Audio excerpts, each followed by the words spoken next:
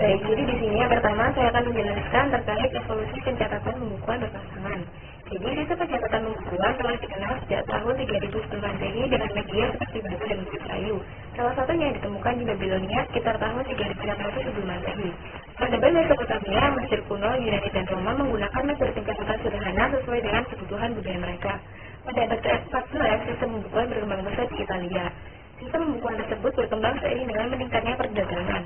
Tepat pada tahun 1494, Cappaccioli, seorang matematikawan asal Italia, menerbitkan buku yang berjudul Summa Arithmetica Geometrica Proportioni et Proportionalita, yang memperkenalkan sistem pembukuan berpasangan dalam bab yang berjudul Tractus de Computis et Scriptoris.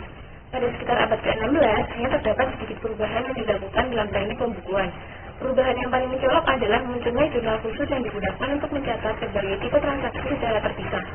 Kemudian evolusi praktik lapangan keuangan periodik terjadi pada abad ke-16 dan 17. Selain itu, pada periode tersebut juga berkembang personifikasi akun dan transaksi sebagai upaya untuk menjelaskan aturan debit dan kredit secara lebih masuk akal.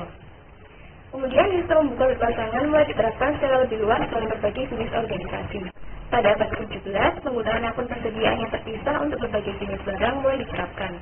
Sejak berdirinya East India Company pada abad ke-17 dan dengan terus bertumbuhnya korporasi setelah revolusi industri, akuntansi mulai memperoleh status yang lebih dihargai dan lebih baik. Sebelum abad ke-18, perlakuan terhadap aset tetap juga mulai berkembang. Hingga pada awal abad ke-19, kekayaan masih dianggap sebagai barang dagangan yang belum terjual. Pada paruh kedua abad tersebut, dalam industri kereta api muncul pandangan bahwa depresiasi tidak perlu dihitung jika kekayaan tidak mengalami penurunan kondisi. Akuntansi biaya muncul pada abad ke-19 sebagai dampak dari revolusi industri. Praktik ini sebenarnya telah diawali sejak abad ke-15 oleh perusahaan-perusahaan tekstil. Teknik akuntansi yang berkaitan dengan pembayaran di muka dan akrual berkembang pada paruh kedua abad ke-19 yang memungkinkan perhitungan profit periodik menjadi lebih akurat. Kemudian laporan dana mulai mengalami perkembangan pada paruh kedua abad ke-19 yang terus berlanjut hingga abad ke-20.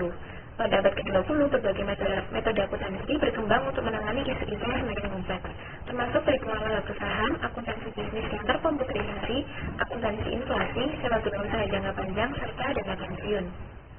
Selanjutnya adalah perkembangan prinsip-prinsip akuntansi. Perkembangan ini terbagi dalam beberapa fase utama, yaitu yang pertama fase kontribusi manajemen pada tahun 1900 sampai 1933. Pada fase ini, prinsip akuntansi masih dikendalikan sepenuhnya oleh manajemen perusahaan tanpa ada standar baku yang mengatur pelaporan keuangan. Karakteristik utama dari fase ini adalah yang pertama, penyelesaian masalah akuntansi dilakukan secara sementara untuk mengatasi permasalahan mendesak. Kemudian, tidak ada dasar teori yang jelas dalam penyusunan laporan keuangan. Fokus utama adalah meminimalkan pajak penghasilan serta meratakan pendapatan untuk menghindari fluktuasi besar dalam pelaporan. Masalah kompleks dihindari dan solusi yang diambil lebih bersifat praktis.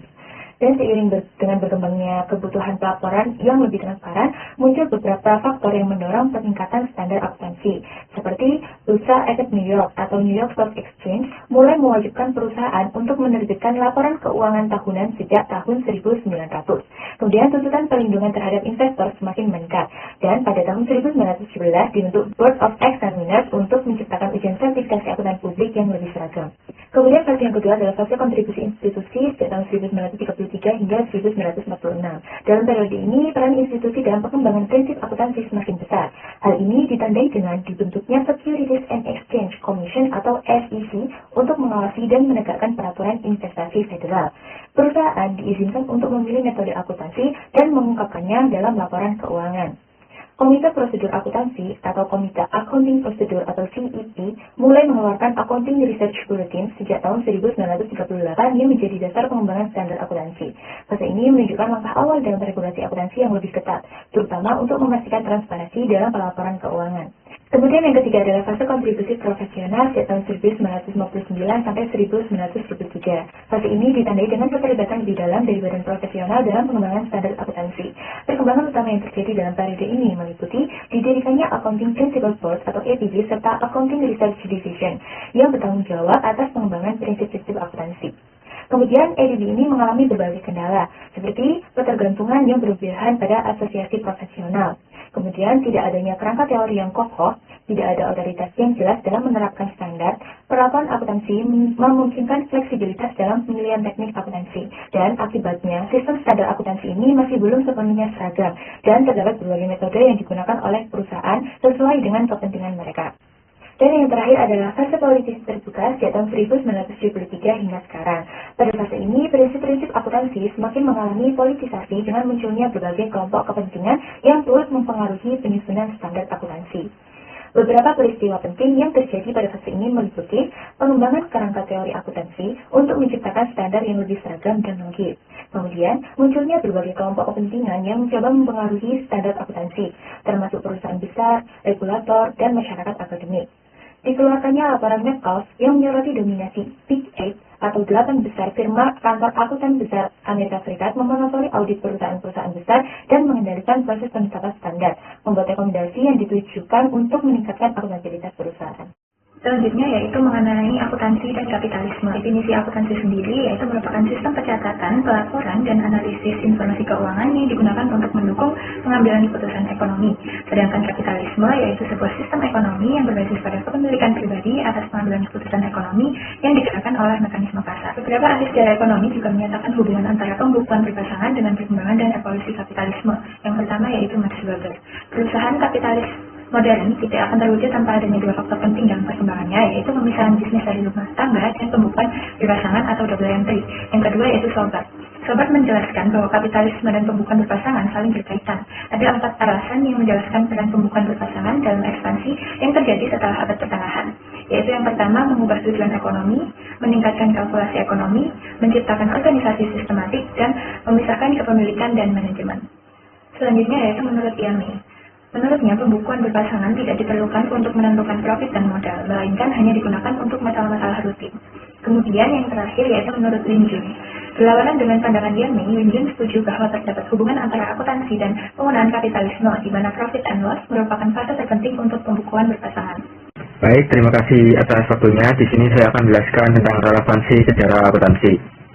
Jadi relevansi sejarah akuntansi ini memungkinkan untuk memahami kondisi sekarang dan untuk meramal atau mengendalikan masa depan dengan lebih baik. Relevansi sejarah akuntansi juga berupa studi tentang revolusi pemikiran, praktik, dan intuisi akuntansi, yaitu sebagai tanggapan terhadap perubahan lingkungan dan kebutuhan sosial. Kemudian di slide berikutnya, yakni relevansi sejarah akuntansi dalam pedagogi. Jadi suatu profesi yang berdasarkan pada tradisi selama beberapa abad akan mendidik anggotanya untuk menghargai warisan intelektual mereka. Kemudian arti dari kemajuan dalam pemikiran, arti kontribusi besar bagi literatur, dan juga arti dari institusi dapat hilang ataupun terfragmentasi dan tidak diakui secara memadai dalam jangka yang panjang. Kalau jika tidak didokumentasikan dan diberikan untuk ilmuwan yang punya keterampilan historis. Kemudian yang ketiga, tanpa akses terhadap analisis dan implementasi perkembangan historis dalam pemikiran dan praktik akuntansi. Nah, jadi para peneliti sekarang berisi tentang investigasi mereka pada klaim-klaim yang tidak lengkap dan tidak berdasarkan pada masa lalu. Jadi di kesimpulannya, dalam kaitannya dengan perspektif kebijakan, sejarah akuntansi dapat menjadi sarana penilaian yang lebih baik terhadap praktik yang berjalan melalui perbandingan metode yang digunakan pada masa lalu. Baik, selanjutnya saya akan menjelaskan tentang isu-isu akuntansi internasional. Namun sebelum itu, perlu kita ketahui akuntansi internasional. Menurut para ahli, Iqbal, Meltzer, dan Elmalah pada tahun 1997 mendefinisikan akuntansi internasional sebagai akuntansi untuk transaksi antar negara, pembandingan prinsip-prinsip akuntansi di negara-negara yang berlainan, dan harmonisasi standar akuntansi di seluruh dunia. Kemudian menurut Charles D. Horles dan Welter, akuntansi internasional merupakan sistem informasi yang digunakan untuk mengukur aktivitas bisnis, mengolah data menjadi laporan, serta mengkomunikasikan hasil laporan tersebut kepada pihak pengambil keputusan. Selanjutnya, pada slide ini, akuntansi internasional memiliki konsep yang dapat mengarahkan akuntansi internasional kepada studi dan pemahaman atas perbedaan-perbedaan nasional di dalam akuntansi. Hal tersebut meliputi, pertama, kesadaran akan adanya keragaman internasional di dalam akuntansi perusahaan dan praktik pelaporan, kemudian pemahaman akan prinsip-prinsip dan praktik-praktik akuntansi dari masing-masing negara, dan yang terakhir, kemampuan untuk menilai dampak dari beragamnya praktik-praktik akuntansi pada pelaporan keuangan. Kemudian munculnya paradigma baru di dalam akuntansi internasional dapat memperluas kerangka kerja dan pemikiran untuk memasukkan ide-ide baru dari akuntansi internasional itu sendiri. Sebagai akibatnya terbit daftar yang sangat panjang akan konsep-konsep dan teori-teori akuntansi yang dibuat oleh Armin Genin untuk memasukkan hal-hal sebagai berikut. Yang pertama ada teori universal atau dunia, di mana suatu konsep universal yang sedang dikembangkan oleh kaum pragmatis yang percaya bahwa pengelolaan dari permasalahan-permasalahan yang terjadi dalam pelaporan secara internal berada pada keseragaman akuntansi di seluruh dunia. Kemudian yang kedua ada teori multinasional, di mana suatu konsep multinasional yang menyarankan agar akuntansi internasional mencakup seluruh prinsip-prinsip yang berbeda standar dan praktik-praktik dari seluruh dunia. Yang ketiga ada teori komparatif. Sini suatu konsep komparatif yang menyarankan adanya klasifikasi analitikal atau sistem-sistem akuntansi tiap negara seperti yang telah dilakukan di ilmu-ilmu sosial lainnya seperti ilmu ekonomi, politik, dan hukum. Yang keempat ada teori transaksi internasional, suatu konsep internasional yang dibangun di sekitar informasi akuntansi yang dibutuhkan dalam keputusan-keputusan perdagangan internasional dan investasi internasional. Dan yang terakhir ada translasi teori, di mana suatu konsep translasi yang digunakan sebagai ciri-ciri pada akuntansi untuk induk perusahaan dan anak perusahaan di luar negeri. Kemudian pada slide ini saya akan menjelaskan isu-isu akuntansi internasional, di mana ada beberapa isu akuntansi internasional. Yang pertama ada kepatuhan terhadap peraturan, di mana mengikuti adanya perubahan peraturan dan perundang-undangan yang terus berubah bukanlah hal yang mudah ya. Maka itulah sebabnya tidak mengherankan bahwa adanya isu-isu perusahaan teratas ICPA terbaru menemukan bahwa mengikuti perubahan dan kompleksitas undang-undang pajak merupakan salah satu isu utama bagi perusahaan besar maupun perusahaan kecil. Kemudian yang kedua ada isu implementasi dan pengawasan regulasi. Meskipun adanya standar internasional yang telah diterima secara luas, namun perbedaan dalam penerapan, pengawasan, dan penegakan regulasi tetap menjadi isu yang penting yang perlu diatasi untuk mencapai suatu keseragaman di dunia. Kemudian yang terakhir, yang ketiga ada harmonisasi standar, di mana perbedaan antara standar akuntansi di berbagai negara seperti IFRS dan USGEP menimbulkan tantangan dalam penyelarasan praktik akuntansi sehingga laporan keuangan dapat dibandingkan secara global. Mungkin cukup sekian yang dapat saya sampaikan untuk isu-isu akuntansi internasional. Terima kasih.